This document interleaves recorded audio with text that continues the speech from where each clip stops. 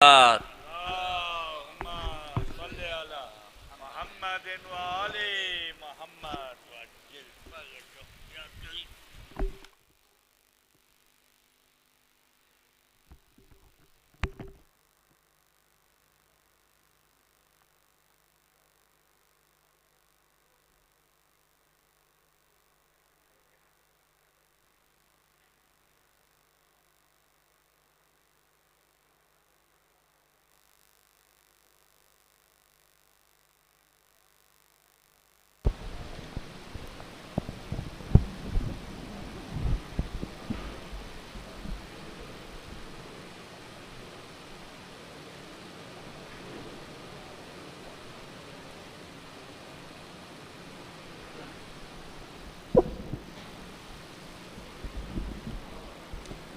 بر محمد و آل محمد صلوات.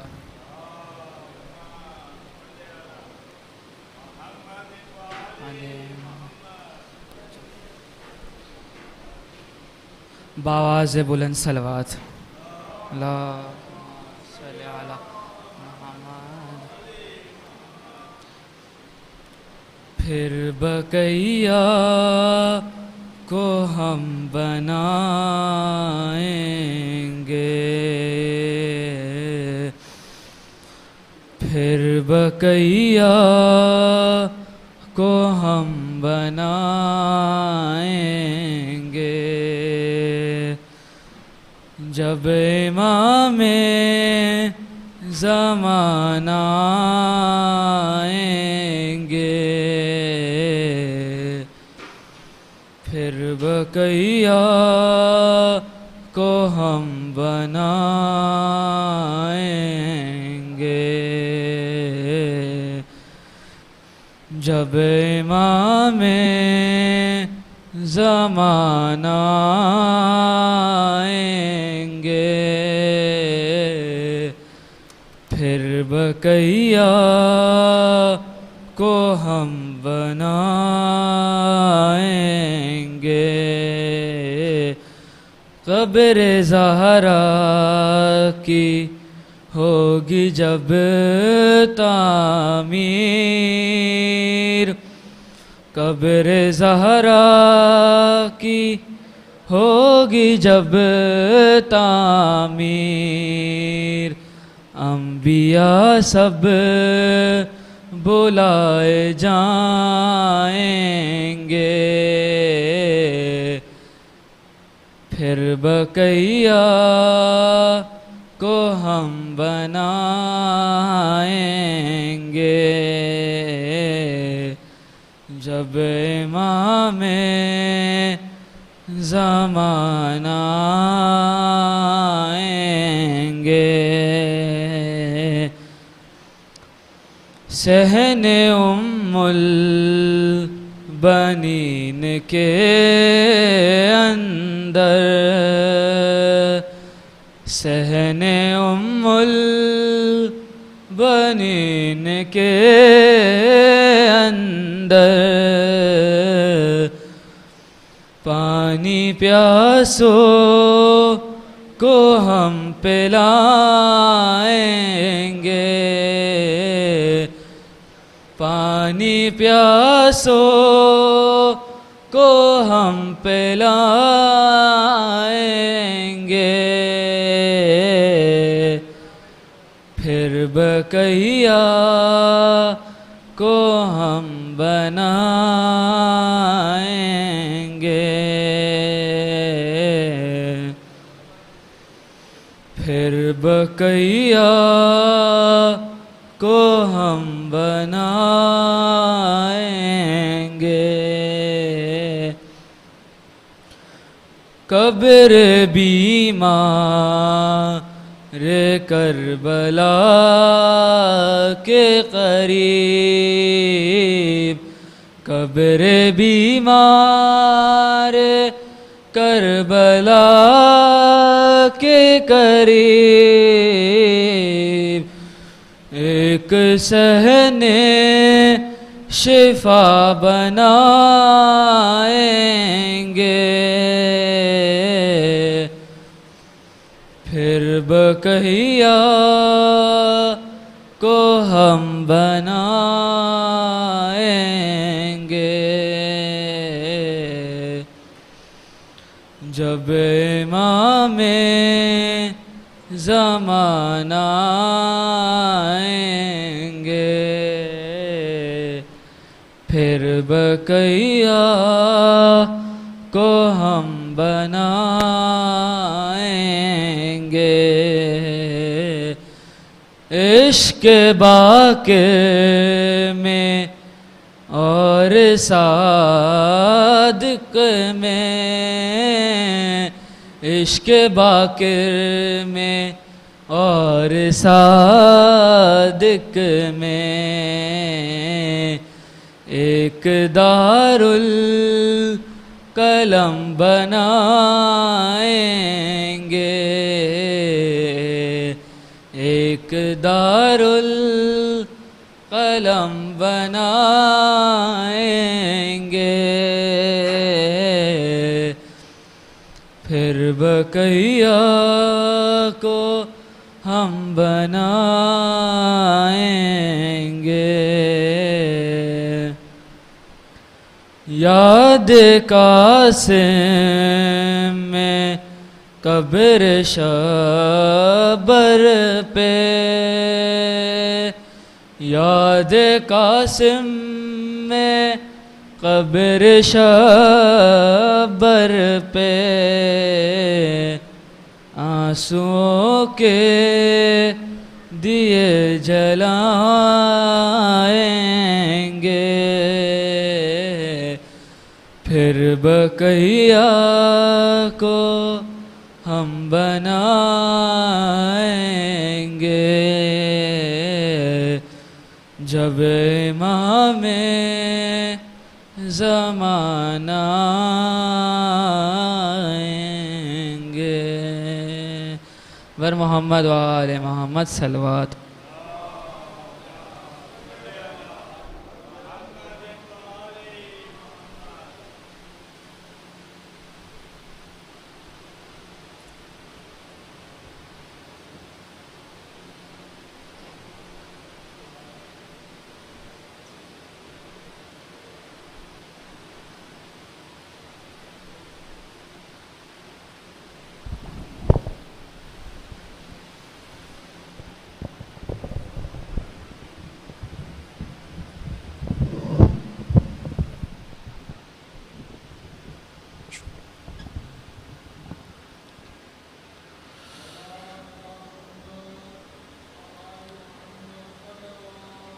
اللهم صل على محمد وآل محمد اعوذ باللہ من الشیطان الرجیم بسم اللہ الرحمن الرحیم الحمد للہ رب العالمین الحمد للہ الذي هو الاول والآخر والظاہر والباطن وله الحمد وله الشکر والصلاة والسلام على النبی الأمی القرشی الہاشمی المکی المدنی الابتحی التہامی العبد المؤید والرسول المسدد المصطفى الامجد المحمود الاحمد حبیب الہ العالمین سیدنا و مولانا ابی القاسم محمد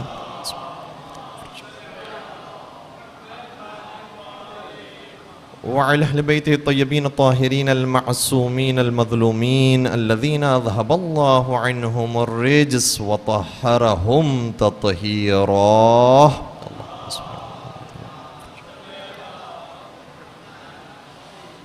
ولعنة الله على أعدائهم أجمعين أما بعد فقد قال الله تبارك وتعالى في محكم كتابه المجيد وفرقانه الحميد بسم الله الرحمن الرحيم ولا تصل على أحد منهم مات أبدا ولا تقم على قبره إنهم كفروا بالله ورسوله وماتوا وهم فاسقون درود پڑھ دیجئے محمد و آل محمد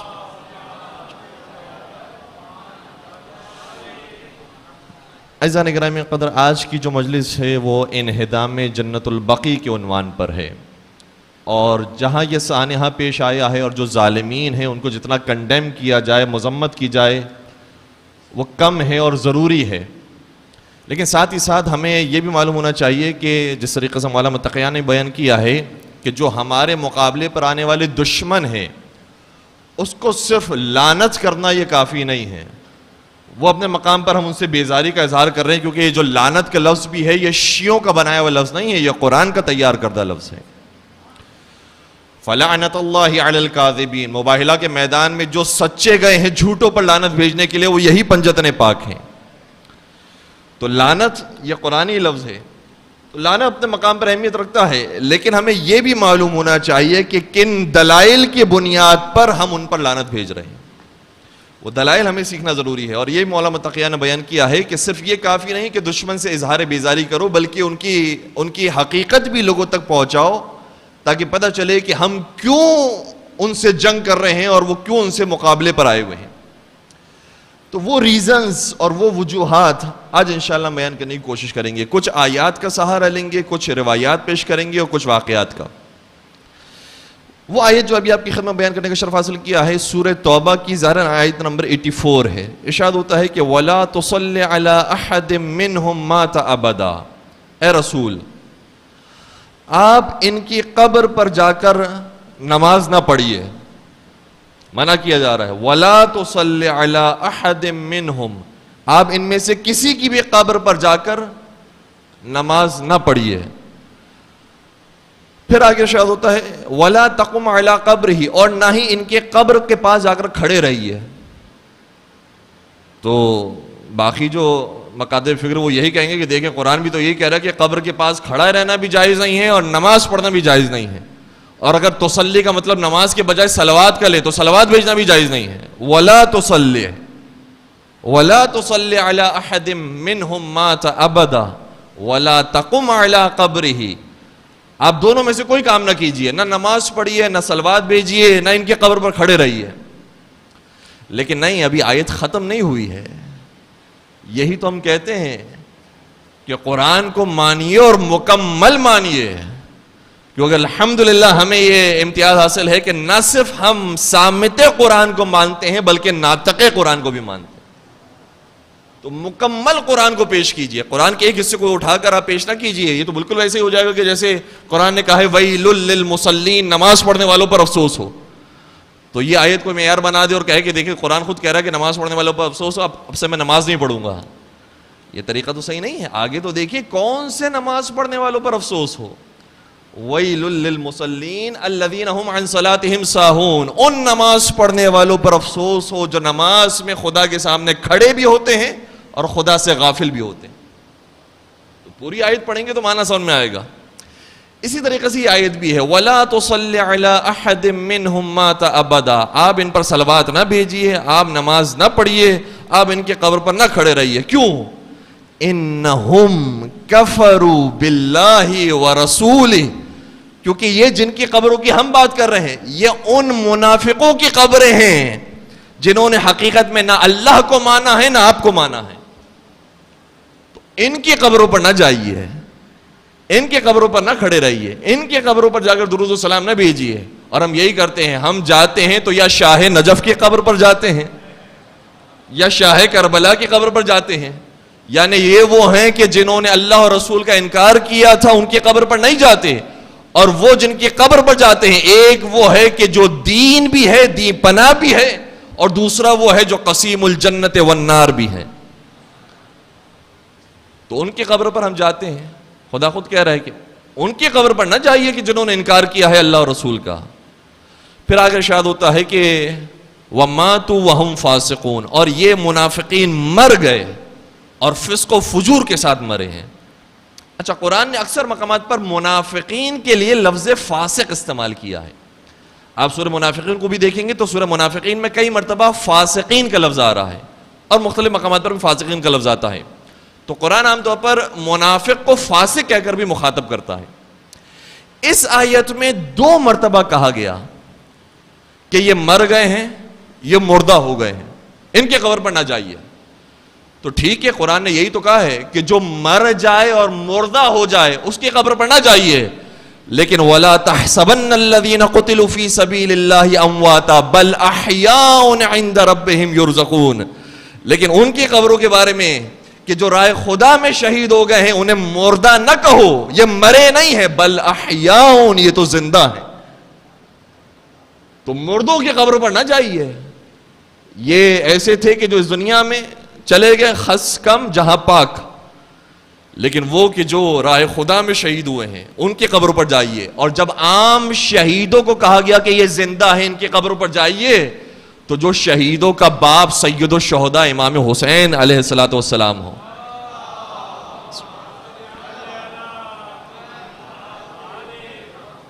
ہم کیوں نہ ان کی قبر پر جائیں؟ تو قرآن کا حکم ہے، جو مردہ ہو گیا ہے اس کے قبر پر نہ جاؤ، لیکن جو زندہ ہو، جس نے اعمال ایسے انجام دیے ہوں، تو اس کی قبر پر آپ جائیے، حاضری دیجیے.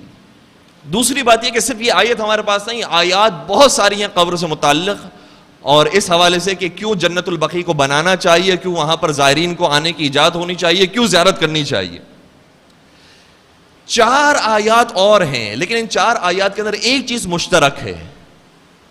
آج موبائل میں سرچ کرنا بہت آسان ہو گیا آیات کو، تو ایک کی ورڈ ہم دے رہے ہیں، آپ لکھیے گا اپنے موبائل سافٹ ویئر میں جہاں پر قرآن اپلیکیشن موجود ہے، شعائر اللہ.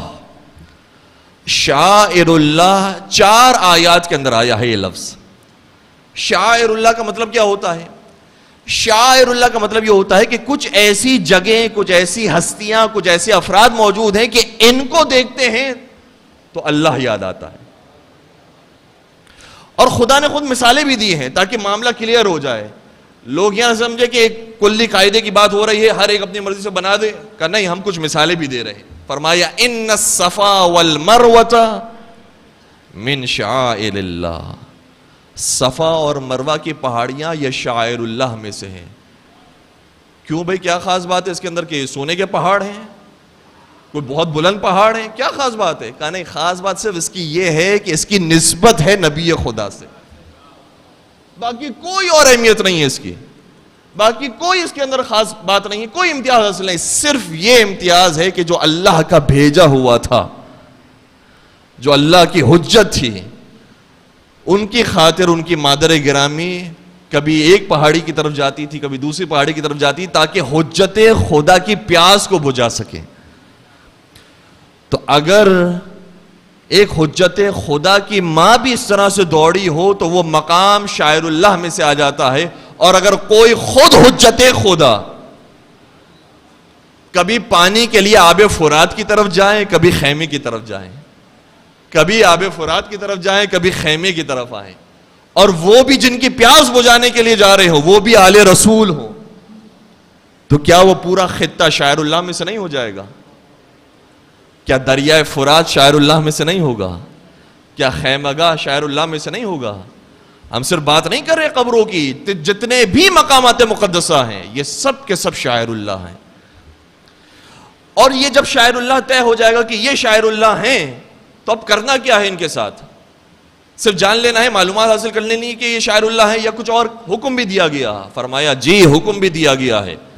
2 حکم دیے گئے ہیں. یا ایھا الذین آمنوا لا تحلوا شعائر اللہ، اے صاحبان ایمان شاعر اللہ کی بے حرمتی نہ کرو. سب سے واضح حکم، شاعر اللہ کی بے حرمتی نہ کرو. اور پھر آگے کچھ شاعر اللہ کے مصادیق بھی بیان ہوئے ہیں اسی آیت کے اندر.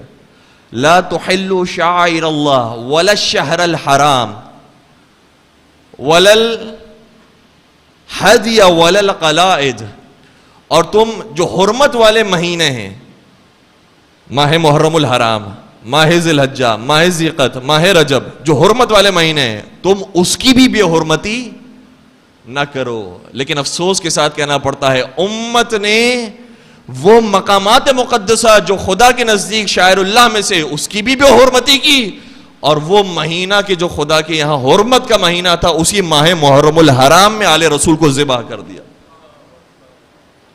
نہ مہینوں کا پاس رکھا گیا اور نہ مقامات کا پاس رکھا گیا. تو شاعر اللہ کی بے حرمتی نہ کرو، جو حرمت والے مہینے اس کی بے حرمتی نہ کرو. اور کس کی بے حرمتی نہ کرو؟ کہا کہ جو قربانی کا جانور ہے، ہدیہ، قربانی کا جو جانور ہے، اس کی بے حرمتی نہ کرو. کیا مطلب؟ یہ خود خدا نے کہہ کر بتا دیا ہے باقی جانور اور ہیں، جو قربانی کے لیے جانور طے ہوا ہے وہ اور ہے. جب جانور سب کے سب برابر ہونے کے باوجود بھی جب منسوب ہو جائے کسی بڑے مقصد سے تو وہ برابر نہیں رہتے. تو وہ انسان جو خدا ہی کی طرف سے حجت بنا کر آئے وہ کیسے برابر ہو جائیں گے؟ کہا کہ اس جانور کی بھی حرمتی نہ کرو. ولل قلائے، جانور تو جانور جو جانور کی گردن میں باندھا گیا پٹا ہے، قلائد کہا جاتا ہے گردن بند کو، اس پٹے کی بھی بے حرمتی. اب سمجھ میں آیا کیوں ہم کڑوں کی بھی عزت کرتے ہیں، کیوں ان چیزوں کی بھی عزت، اس کا بھی احترام کیا جاتا ہے؟ کیونکہ یہ منسوب ہو گئی ہیں شاعر اللہ کے ساتھ، اس کی بھی نسبت ہے شاعر اللہ سے. اس کو بھی دیکھتے ہیں تو ہمیں کربلا یاد آتا ہے، کربلا سے پروردگار کی یاد آتی ہے. تو اس پٹے کی کہ جو جانور کی گردن میں باندھا جاتا ہے اس کی بھی بے حرمتی نہ کرو. یہاں پر کہا گیا کہ بے حرمتی نہ کرو، بے حرمتی نہ کرو، لیکن یہ نہیں بتایا گیا کہ پھر احترام کریں اور زیادہ احترام کریں یا نہ کریں. صحیح ہے، یہ تو ہے کہ بے عزتی نہ کرو، بے حرمتی نہ کرو، بے احترامی نہ کرو، یہ تو بحث میں آگے. لیکن کیا اب احترام بھی کرنا ہے؟ کیا اب آگے بڑھ کے جھکنا بھی ہے؟ جی، قرآن نے یہ بھی کہا ہے وَمَن يُعَظِّمْ شَعَائِرَ اللَّهِ فَإِنَّهَا مِن تَقْوَى الْقُلُوبِ. نہ صرف یہ کہ بے حرمتی نہیں کرنی ہے، بلکہ جو شاعر اللہ کی تعظیم کرے گا، رسپیکٹ دے گا، احترام کرے گا، تو یہ دلوں کے تقوی میں سے ایک تقوی ہے. اور یاد رکھیے گا تقوی مختلف ہوتے ہیں، ایک زبان کا تقوی ہے، ایک آنکھوں کا تقوی ہے، کان کا تقوی ہے. جو سب سے افضل تقوی ہے وہ دل کا تقوی ہوتا ہے. کہ دل کے تقوی میں سے ہے کہ شاعر اللہ کی تعظیم کرنے کا حکم ہے، اس کی رسپیکٹ کرنے کا حکم ہے. اب آتے اس معاملے پہ کہ رسپیکٹ کرتے وقت کیا ہم سجدے میں گر جائیں؟ کیا ہم بالکل جھک جائیں؟ کیا اس کی اجازت ہے؟ اب اس کے اندر رسپیکٹ کے اندر جو معاملات ہیں، اگر یہیں تک حکم ہوتا کہ رسپیکٹ کرو تو جو رسپیکٹ کے انداز تھے سارے جائز ہوتے. اور رسپیکٹ کرنی ہے بھرپور طریقے سے، جس بھی طریقے سے انسان احترام کر سکتا ہے بھرپور انداز میں احترام کرنا ہے. لیکن کچھ چیزیں ایسی ہیں کہ جس سے روکا بھی گیا ہے. اگر روکا نہیں گیا ہوتا تو ہم وہ بھی کر لیتے. اور کیا کر لیتے؟ بلکہ خدا نے حکم دیا ہے کبھی کہ کرو. کیا فرشتوں کو حکم نہیں دیا کہ آدم کو سجدہ کرو؟ تو اگر حکم آ جائے کہ آدم علیہ السلام کو سجدہ کرو تو ہم یہ کہیں گے کہ نہیں ہم تو اللہ کو سجدہ کرتے، ہم تو آدم کو نہیں کرتے. یہ کہیں گے. بھئی توحید کا تقاضا تو یہ ہے کہ صرف اللہ کے سامنے سجدہ ہو، باقی غیر اللہ کے سامنے سجدہ نہ ہو. جی نہیں، یہ توحید نہیں ہے. اور مزے کی بات یہ ہے کہ بعض برادران نے اپنی کتابوں میں اسی واقعے کو لکھا ہے، اور افسوس کے ساتھ کہنا پڑتا ہے کہ اس واقعے کے اندر انہوں نے کہا ہے کہ جی شیطان سے بڑا تو کوئی اور موحد تھا ہی نہیں. شیطان کی تو توحید تھی وہ تو بڑے اعلیٰ پیمانے کی تھی، بلکہ حتیٰ یہ بھی لکھ دیا ہے کہ شیطان جیسی توحید کو مانتا تھا ویسی انبیاء بھی نہیں مانتے تھے. سبحان اللہ. تم نے توحید سیکھی ہے شیطان سے، ہم نے توحید سیکھی ہے انبیاء کرام اور ائمہ اطہار سے. تو ہم تو ویسے ہی عمل کریں گے جیسے انہوں نے سکھائی ہے. اور اس واقعے کو ذکر کیا ہے ابن جوزی نے اپنے کتاب المنتظم میں جلد نمبر 17 میں. کہتے ایک مرتبہ شیطان حضرت موسیٰ علیہ السلام کے پاس آیا. حضرت موسیٰ کلیم اللہ، خدا کے بہت محبوب نبی، بہت عبادت گزار بڑے بندے خدا تھے. آیا اور کہنے لگا کہ یا موسیٰ ادعیت التوحید وانا موحد. اے موسیٰ تو صرف توحید کا دعویٰ کرتا ہے لیکن اصل توحید والا تو میں ہوں. یہ کون کہہ رہا ہے؟ شیطان کہہ رہا ہے. تو نے صرف توحید کا دعویٰ کیا ہے، حضرت موسیٰ کو کہہ رہا ہے تو نے صرف توحید کا دعویٰ کیا ہے، اصل موحد تو میں ہوں. حضرت موسیٰ نے کہا کیسے؟ کہ اس لیے کیونکہ خدا نے مجھے حکم دیا مجھے سجدہ نہ کرو، آدم کو سجدہ کرو. میں نے کہا نہیں خدا، تیرے علاوہ میں کسی کو سجدہ نہیں کروں گا. میری توحید اس مقام پر ہے. میں نے خدا کو کہہ دیا اے خدا تیرے علاوہ میں کسی کو سجدہ نہیں کر سکتا، میں صرف تجھے سجدہ کروں گا، یہ ہے میری توحید۔ لیکن اے موسیٰ تیری حالت یہ ہے، نعوذ باللہ، یہ شیطان کی جملے ہے، اے موسیٰ تیری حالت یہ ہے کہ تو نے کوہ طور پر جانے کے بعد خدا سے کہا ارے نہیں ذرا اپنا دیدار تو کرا، تو خدا نے تجھے حکم دیا کہ پہاڑ کو دیکھو، اگر یہ اپنا مقام پر رہتا ہے تو دیدار ہو جائے گا، نہیں رہتا تو نہیں ہو سکتا۔ یعنی ایک بات کو گھما کر بیان کیا کہ ویسے دیدار نہیں ہو سکتا، لیکن تم پھر بھی اپنی قوم کو تشفی دینا چاہتے ہو تو دیکھ لو پہاڑ کی طرف، اور تمہیں کہا گیا کہ پہاڑ کو دیکھو، تم دیکھنے بھی بیٹھ گئے، اور تم نے پہاڑ دیکھا تو پہاڑ ریزہ ریزہ ہو گیا۔ تو تم وہ ہو کہ گئے تھے خدا سے ملاقات کرنے، خدا نے کہا مجھے نہیں پہاڑ کو دیکھو، تو تم پہاڑ کو دیکھنے لگ گئے، تمہاری توحید وہاں پر ختم ہو گئی، تم خدا کو بھول گئے، پہاڑ کو دیکھنے لگے۔ اس لیے تمہاری توحید میں خدا اتنا نہیں ہے جتنا میری توحید کے اندر ہے۔ تو یہاں سے اس واقعے سے ہمیں پتا چلا کہ اچھا توحید بھی دو طرح کی ہوتی ہے، ایک توحید وہ ہوتی ہے کہ جو شیطان کی توحید ہے، ایک توحید وہ ہوتی ہے جو موسیٰ کلیم اللہ کی توحید ہے۔ اب فیصلہ آپ مسلمانوں نے کرنا ہے کہ آپ کو شیطان کی توحید پر چلنا ہے یا آپ کو حضرت موسیٰ کی توحید پر چلنا ہے۔ شیطان اور موسیٰ کی توحید میں بس اتنا فرق ہے کہ شیطان یہ کہتا ہے کہ صرف خدا، اور اگر حکم خدا بھی آ گیا میں خدا کا حکم نہیں مانوں گا، صرف یا اللہ، صرف یا اللہ۔ اگر خدا کہہ بھی رہا ہے کہ یا رسول اللہ بھی صحیح ہے، نہیں صرف یا اللہ۔ خدا کہہ بھی رہا ہے یا علی بھی صحیح ہے، نہیں صرف یا اللہ۔ یہ ہے شیطان کی توحید۔ اور حضرت موسیٰ کی توحید یہ ہے، حکم خدا کیا ہے؟ اگر حکم خدا یہ ہے کہ کعبے کی طرف رک کر کے سجدہ کرو تو ہم وہاں سجدہ کریں گے، اگر حکم خدا یہ ہے بیت المقدس کی طرف رک کر کے سجدہ کرو ہم وہاں پر سجدہ کریں گے، اگر حکم خدا یہ ہو کہ در سیدہ پر آ کر جھک جاؤ ہم وہاں جھک جائیں گے، اور اگر حکم پروردگار یہ ہے کہ آدم کو سجدہ کرو ہم آدم کو سجدہ کریں گے۔ ہم خدا کے حکم کے پابند ہیں، خدا جیسا کہے گا ویسا ہم کریں گے۔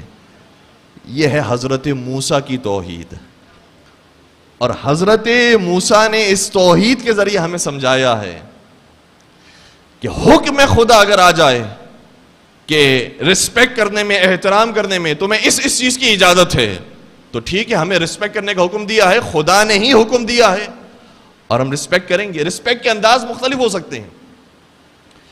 خدا نے قرآن کریم میں کئی مرتبہ فرمایا وَبِالْوَالِدَيْنِ إِحْسَانًا، والدین کے ساتھ۔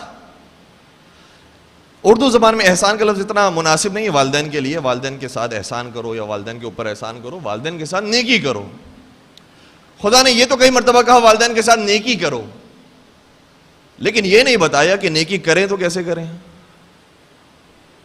کیا روزانہ ان کو 100 روپے دینے ہیں، 1000 روپے دینے ہیں، 10,000 دینے ہیں، صبح سلام کرنا ہے، رات میں سلام کرنا ہے، پاؤں دبانے ہیں، کندھے دبانے ہیں، ان کو ویل چیئر پر لے کر جانا ہے، کس طرح سے کرنا ہے یہ خدا نے ڈیٹیلز بیان نہیں کی ہے، صرف یہ کہا ہے والدین کے ساتھ نیکی کرو۔ تو خود انسان سمجھ جاتا ہے کہ جو نیکی کرنے کے طریقے ہیں ان تمام طریقوں کو ہم اختیار کر سکتے ہیں، اور تمام طریقوں کے ساتھ ہمیں والدین کے ساتھ نیکی کرنی ہے۔ اسی طریقے سے خدا نے کہا شاعر اللہ کی تعظیم کرو۔ اب تعظیم کیسے کریں؟ کوئی ہے کہ جو ہاتھ سینے پر رکھ کر تعظیم کرتا ہے، کوئی ہے جو پیدل اپنے شہر سے کربلا تک سفر کر کے تعظیم کرتا ہے، کوئی ہے جو وہاں پر خرچ کر کے تعظیم کرتا ہے، کوئی ہے جو گنبد تعمیر کر کے تعمیر کرتا ہے، کوئی ہے جو زائرین کے جوتوں کو صاف کر کے تعظیم کرتا ہے۔ ہر ایک کی تعظیم کا ایک اپنا انداز ہے۔ تو جس طرح سے والدین کے ساتھ نیکی کرنے میں خدا نے چھوٹ دی تھی، جیسے بھی نیکی کر سکتے ہو کرو، اسی طریقے سے شاعر اللہ کے ساتھ تعظیم کرنے میں خدا نے چھوٹ دی ہے، جیسے تمہارا دل چاہتا ہے شاعر اللہ کی تعظیم کرو۔ مل کے درود پڑھ دیجئے محمد و آل محمد۔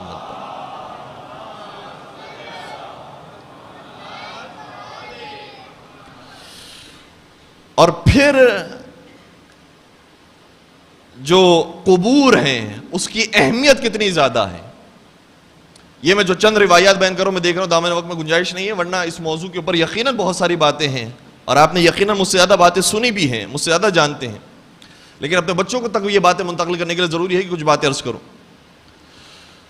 قبروں کی زیارت کرنا اتنا زیادہ مرسوم اور مسنون طریقہ تھا کہ خود حضور یہ کام کیا کرتے تھے، آپ کے آل، آپ کے اہل بیت یہ کام کیا کرتے تھے، اس زمانے کے صحابہ کرام یہ کام کیا کرتے تھے۔ یہ بالکل ایسے ہی کہ جیسے رسول خدا نے فرمایا صلو کما رأیتمونی اصلی، تم ویسے نماز پڑھو جیسے مجھے دیکھ رہے ہو۔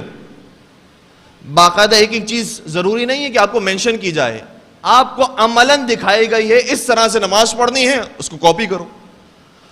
رسول خدا نے عملاً دکھایا ہے، میں زیارت پر جا رہا ہوں، تم بھی زیارت پر جاؤ۔ آل رسول نے بتایا ہم زیارت پر جا رہے ہیں، آپ بھی زیارت پر جائیں۔ صحیح مسلم کی روایت، زار النبی قبر امہ فبکا وابکا من حولہ، نبی اکرم اپنی مادر گرامی کی قبر پر حاضر ہوئے جو راستے میں موجود تھی، مکہ مدینہ کے راستے میں موجود تھی، وہاں پر حاضر ہوئے، اور روایت یہ کہتی ہے فبکا، نبی رونے لگے۔ تو معلوم یہ ہوا کہ صرف زیارت کرنا یہ صرف حجت نہیں ہے، اور زیارت کرنا صرف کافی نہیں ہے، بلکہ اگر انسان امام حسین کی زیارت پر جا رہا ہے اور وہاں جا کر آنسو بہا رہا ہے تو آنسو بہانا بھی سنت رسول ہے۔ وَأَبْكَى مَنْ حَوْلَهُ، اور ایسے گریہ کیا آپ نے کہ جو آپ کے ساتھ افراد موجود تھے وہ بھی گریہ کرنے لگے۔ یعنی رونا بھی سنت، رلانا بھی سنت۔ پھر آتے ہیں آل رسول پر، شہزادی کونین کے بارے میں، یہ بھی میں اپنی کتاب سے بیان نہیں کر رہا، تاریخ مدینہ منورہ، ابن شبہ نمیری کی کتاب، تقریباً 1000 سال پہلے کے عالم دین، امام بخاری کے یا تو ہم زمان ہیں یا ان سے پہلے کے عالم دین ہیں، اتنے پرانے۔ ابن شبہ نمیری اپنی اس کتاب میں لکھتے ہیں کہ تزور فاطمہ، شہزادی کونین زیارت فرمایا کرتی تھی قبر عمہ حمزہ، اپنے چچا جناب حمزہ کی قبر کی، اور جب زیارت فرماتی تھی تو اور عجیب بات ہے، نہ صرف رونے رلانے کی بات ہے، اور آگے کی بات ہے، وَتَرُمُّهُ، اور آپ قبر کی مرمت کرتی تھی۔ پرانا زمانہ ہے، کبھی کوئی سیلاب آ گیا، کبھی آب و ہوا کی وجہ سے وہ قبر ویسی پکی باقی نہیں رہی، تو جو کہتے ہیں کہ قبر پکی نہیں بنانا چاہیے، ان کے سامنے یہ آپ عرض کیجئے گا کہ سیدہ کائنات نہ صرف قبر جناب حمزہ پر تشریف لاتی تھی بلکہ ان کی قبر کو پکا کرتی تھی اور مرمت فرماتی تھی۔ وَتُصْلِحُهُ، اور اصلاح کرتی تھی، یعنی باقاعدہ لفظ آیا ہے کہ اصلاح کرتی تھی، مرمت فرماتی تھی۔ اور پھر بعض روایات کے اندر آیا ہے کہ وہیں پر ہی آپ تدعو، آپ دعا بھی فرماتی تھی، اور وہیں پر ہی آیا تبکی، آپ گریہ بھی فرماتی تھی۔ پورا انداز سیدہ کائنات کا بھی ہمارے برادران کی کتابوں کے اندر بھی موجود ہے۔ اور پھر ایک اور روایت جو بڑی خوبصورت ہے، اس روایت کا ایک حصہ یقیناً سبھی کو یاد ہوگا، میں انشاءاللہ پیش کرتا ہوں، آپ میرا تھوڑا سا ساتھ دیجئے گا، اس کے بعد میں اصل روایت کو پیش کروں۔ وہ روایت یہ ہے کہ پیغمبر نے ارشاد فرمایا من مات علی حب آل محمد، بلند آواز سے، مات شہیدا، جو آل محمد کی محبت میں مر جائے وہ شہید مرتا ہے، تو خود آل محمد کا مقام کیا ہوگا۔ اس ضمن کے اندر اور بھی روایتیں ہیں جو ہمارے یہاں کم پڑھی جاتی ہیں لیکن موجود ہیں، اور صرف ہماری کتابوں کے اندر نہیں، بڑے بزرگان کی کتابوں کے اندر موجود ہے۔ تفسیر قرطبی میں بھی یہ روایات ہے، تفسیر کبیر امام فخر الدین رازی کے اندر بھی یہ روایت ہے، تفسیر ثعلبی میں روایت ہے، بہت ساری تفاسیر کے اندر یہ روایات موجود ہیں کہ پیغمبر نے ایک اور جملہ اس سے ملتے جلتے فرمایا تھا من مات علی حب آل محمد جعل اللہ قبرہ مزار ملائکۃ الرحمہ،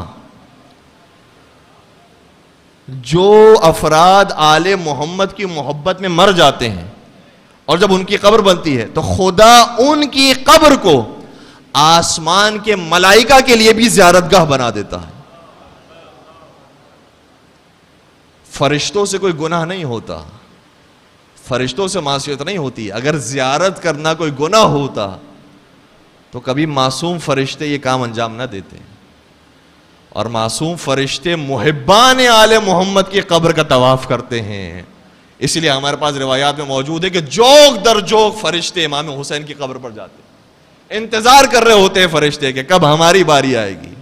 ابھی ایک جھرمٹ گیا ہے، ابھی ایک گروہ گیا ہے، اس کے بعد دوسرا گروہ جائے گا، اس کے بعد دوسرا گروہ جائے گا. وہ تو آل محمد ہے، لیکن ان کی محبت میں جو مرنے والا ہے خدا نے ان کے لیے بھی انتظام کیا ہے کہ جو رحمت کے فرشتے ہیں وہ محبان آل محمد کی قبر پر آتے ہیں اور ان کی زیارت کرتے ہیں. یہ ہے مقام زیارت. اور بات فقہی اعتبار سے بھی حل ہے، اعتقادی اعتبار سے بھی حل ہے. معاملہ کچھ اور ہے. وقت میرے پاس بہت ہی کم رہ گیا. ایک روایت اور پیش کرنا چاہوں گا. یہ روایت صحیح بخاری کے اندر موجود ہے. حضور ایک مرتبہ تشریف فرماتے، صحابہ کے درمیان موجود تھے، اچانک کہنے لگے اللہم بارک لنا فی شامنا، اللہم بارک لنا فی یمننا. پروردگار جو ہمارا یمن کا ملک، شام کا ملک ہے، اس میں تو برکت نازل فرما. پروردگار جو یمن کا ملک ہے اس کے اندر تو اپنی برکتیں نازل فرما. یہ حضور نے دعا فرمائی. جب یہ دو مقامات کے لیے دعا کی، شام کے لیے بھی یمن کے لیے بھی، تو کوئی درمیان میں کہنے لگا وفی نجدنا، اور آپ ہمارے نجد کے بارے میں بھی دعا فرمائیے. اب یہ نجد کون سا علاقہ ہے جا کر آج گوگل پر سرچ کیجئے گا، NAJD، اور اردو میں لکھا جائے گا نون جیم دال. نجد یہ کہاں پر واقع ہے؟ بس یہیں تک ہی اس کو رہنے دیں. تو نجد کے بارے میں کسی نے عرض کیا کہ یا رسول اللہ اب اس کے لیے بھی دعا فرمائیے. حضور نے پھر دعا فرمائی، فرمایا اللہم بارک لنا فی شامنا، اللہم بارک لنا فی یمننا. پروردگار تو شام پر رحمت نازل فرما، پروردگار تو یمن پر رحمت نازل فرما. پھر انہوں نے کہا نجد پھر رہ گیا، وفی نجدنا.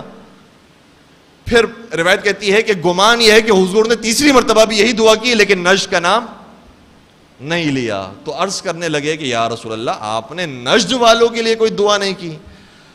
یہ صحیح بخاری کے جملے ہیں. فرمانے لگے حضور اکرم ہناک الزلازل والفتن، وہاں پر زلزلے آئیں گے اور فتنے پیدا ہوں گے. وَيَطْلَعُ بِهَا قَرْنُ الشَّيْطَانِ، اور وہیں سے شیطان کی سینگ نمودار ہوگی. کس کی سینگ؟ شیطان کی سینگ وہاں سے نمودار ہوگی. تو دیکھ لیجئے کہ حضور نے پہلے ہی پیشن گوئی فرما دی تھی، اور سب کو آج معلوم ہے کہ کس کے تعلقات کس کے ساتھ ہیں. وہ آیتیں یاد کر لینا بہت آسان ہے کہ خدا فرماتا ہے کہ یا ایھا الذین آمنوا لا تتخذوا اليہود والنصارى اولیاء، اے صاحبان ایمان یہود و نصاروں کو اپنا دوست نہ بناؤ. یہ آیتیں یاد کر لینا بہت آسان ہے. ان آیتوں کا حافظ بننا اور ہے، ان آیتوں کا محافظ بننا اور ہے. یہ آیتیں آپ کو سننے کو ملے گی، وہاں پر پڑھنے والے موجود ہیں، صبح و شام پڑھ رہے ہیں، لیکن وہی یہودی اور نصارہ ان کے ساتھ ہی سب سے زیادہ دوستی ہے. جو کبھی کبھار شکایت کرتے ہیں کہ ہمیں کیوں مارا جا رہا ہے، تو پہلے تو سوال یہ ہونا چاہیے کہ آپ نے دوستی کیوں فرمائی ہے، آپ نے پناہ کیوں دی ہے، آپ نے اپنے پاس رکھوایا کیوں ہے. پہلے اس کا جواب دے جو قرآن پوچھ رہا ہے کہ یہود و نصارہ کے ساتھ دوستی نہ کرو اور ان کو سرپرست نہ بناؤ. دوسری آیت پھر مخاطب کیا گیا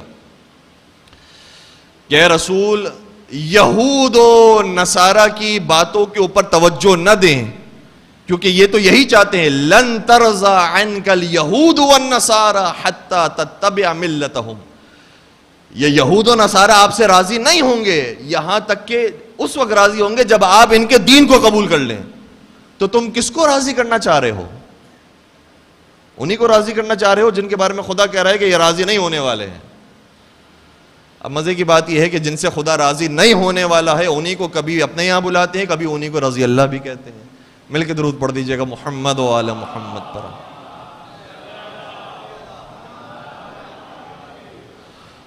قرآن کی آیتیں صرف پڑھ لینا کافی نہیں ہے، اسی لیے خدا نے اور رسول خدا نے بیان فرمایا تھا کہ رب تال القرآن والقرآن یلعنو. کتنے ہی ایسے قرآن پڑھنے والے ہیں جن پر خود قرآن لعنت بھیج رہا ہے. خوارج یہ حافظ تھے، انہوں نے قرآن یاد کیا ہوا تھا، حفظ کیے ہوئے تھے، ان کے ماتھوں پر سجدے کے نشانات تھے، ان کے جبے، ان کی شکل و صورت بڑی مقدس تھی، لیکن رسول خدا نے فرمایا تھا کہ ایک قوم آنے والی ہے کہ قرآن پڑھنے والے ہوں گے لیکن قرآن ان کے حلق سے نیچے نہیں اترے گا، یعنی ان کے دل تک نہیں پہنچے گا قرآن. اس لیے قرآن پڑھنا یہ ایک مرحلہ ہے، وہ اپنے مقام پر اہمیت رکھتا ہے، لیکن قرآن پڑھ کر قرآن پر عمل کرنا یہ دوسرا مرحلہ ہے. اور اگر قرآن کی حفاظت کی ہے تو ناطقین قرآن نے کی ہے. کبھی مولا علی نے جنگ صفین کے میدان میں قرآن کو نیزوں پر بلند ہوتا ہوا دیکھا، قرآن کی حفاظت فرمائی. اور پھر ہم نے کربلا کے بعد ناطقین قرآن کو نیزوں پر بلند ہوتا ہوا دیکھا. یہی امت رسول تھی. ایک مرتبہ صامت قرآن کو بلند کیا، ایک مرتبہ ناطق قرآن کو بلند کیا. لیکن اہل بیت وہ ہیں کہ جن کا قرآن سے رشتہ ایسے جڑا ہوا تھا کہ سر بدن سے جدا ہو گیا، لیکن یہ قرآن سے جدا نہیں ہوئے. وہاں پر بھی سر نیزہ بھی پہنچ کر کہنے لگے ام حسبت ان اصحاب الکہف والرقیم کانوا من آیاتنا عجبا، کیا تمہیں لگتا ہے کہ اصحاب کہف کا واقعہ زیادہ عجیب ہے؟ دیکھو کیا ہمارا اس طرح نیزوں پر کلام کرنا کیا یہ زیادہ عجیب نہیں ہے؟ کیا اس طرح سے آل رسول کا شہر بہ شہر پھرایا جانا یہ زیادہ عجیب نہیں ہے؟ کیا دربار بہ دربار لایا جانا یہ زیادہ عجیب نہیں ہے؟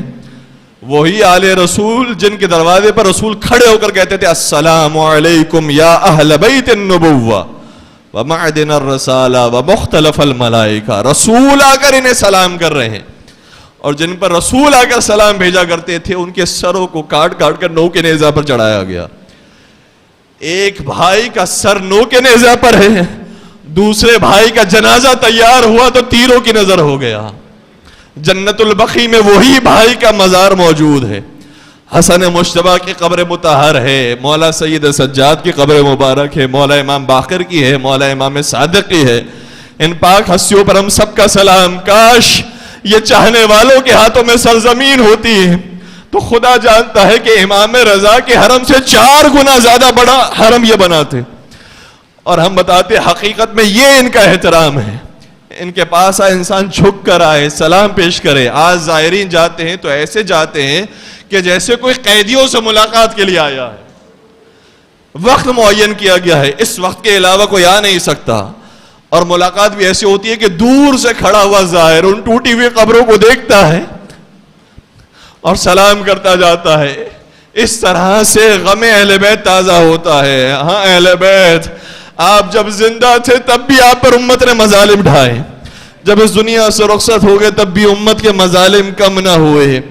لیکن مجھے کہنے دیجئے جنت البقیع میں جتنے مزارات موجود ہیں ان کی جب شہادت ہوئی تھی تو شہادت پھر بھی آسان شہادتیں تھی. کسی کو زہر کے ساتھ شہید کیا گیا، کسی کے جنازے پر تیر برسائے گئے. لیکن کربلا میں جو امام مظلوم کی شہادت ہے، 3 دن کا بھوکے پیاسے، اور شمر نے 13 ضربوں کے ساتھ سر حسین کو جدا کیا. 3 دن تک یہ سر ویسے ہی پڑا رہا، پھر یہ بدن مبارک 3 دن تک بے گور و کفن پڑا رہا. بدن تو دفن ہو گیا لیکن سر حسین پھیلایا گیا. کم از کم روایت کہتی ہے 40 دن کے بعد اس سر کو تدفین نصیب ہوئی. اے مولا حسین، جتنی تکلیف آپ کو دی گئی اتنی تکلیف کسی کو نہ دی گئی. لیکن میں کیا کروں، آج جنت البقیع کے اماموں کا دن ہے، لہٰذا میں آپ کی اجازت سے جملہ کہنا چاہتا ہوں. آپ پر مظالم بڑے ڈھائے گئے لیکن آج آپ کا روزہ آباد ہے. 40 پر جتنے زائرین آپ کی قبر پر آتے ہیں اتنے کسی امام کی قبر پر نہیں جاتے، اتنے کسی نبی کی قبر پر نہیں جاتے. اتنے زائرین آپ کی قبر پر آ کر کہتے ہیں السلام علیک یا ابا عبداللہ، السلام علیک یا ابن رسول اللہ، لبیک یا حسین، لبیک یا حسین کہہ کر اپنے جذبات کا اظہار کرتے ہیں. لیکن ان جذبات کا اظہار ہم جنت البقیع میں کرنا چاہیں. کوئی چھپ کے اشارہ کرتا ہے، یہ بتاؤ امام حسن کی قبر کہاں ہے، یہ بتاؤ امام سجاد کی قبر کہاں ہے. پوچھتے بھی ہیں تو آہستہ آواز میں پوچھتے ہیں کہ ہمیں زیارت سے روک نہ دیے جائے. مولا حسین، آج آپ کی قبر آباد ہے لیکن آج آپ کی مادر گرامی کی قبر اور آپ کے خانوادے کی قبر مسمار ہے.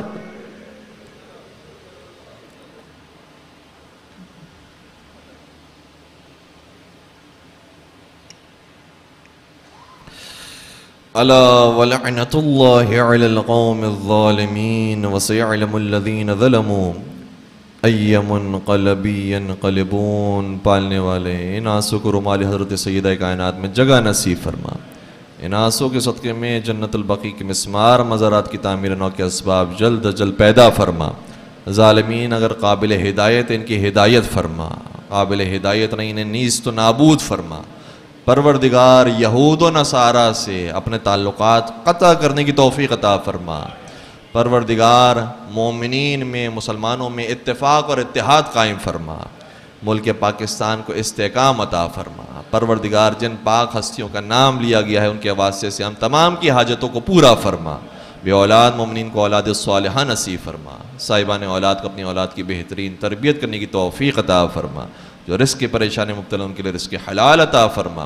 جو رزق حلال کما رہے ان کے رزق میں برکت و وسعت و کثرت نصیب فرما. لا علاج مریضوں کو شفائے کامل اور عاجلہ نصیب فرما. پالنے والے تمام مظالم سے انتقام کے لیے قرآن اور اہل بیت کے حقیقی اور آخری وارث حضرت قائم آل محمد کے ظہور میں تعجیل فرما. ہمیں ان کے اعوان و انصار عاشقین و محبین میں شمار فرما. ربنا تقبل منا انک انت السمیع العلیم وتب علینا انک انت التواب الرحیم برحمتک یا ارحم الراحمین.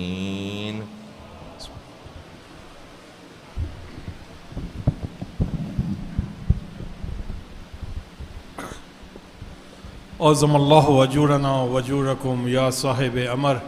السلام علیک یا مولا یا ابا عبداللہ وعلی الارواح التي حلت بفنائک.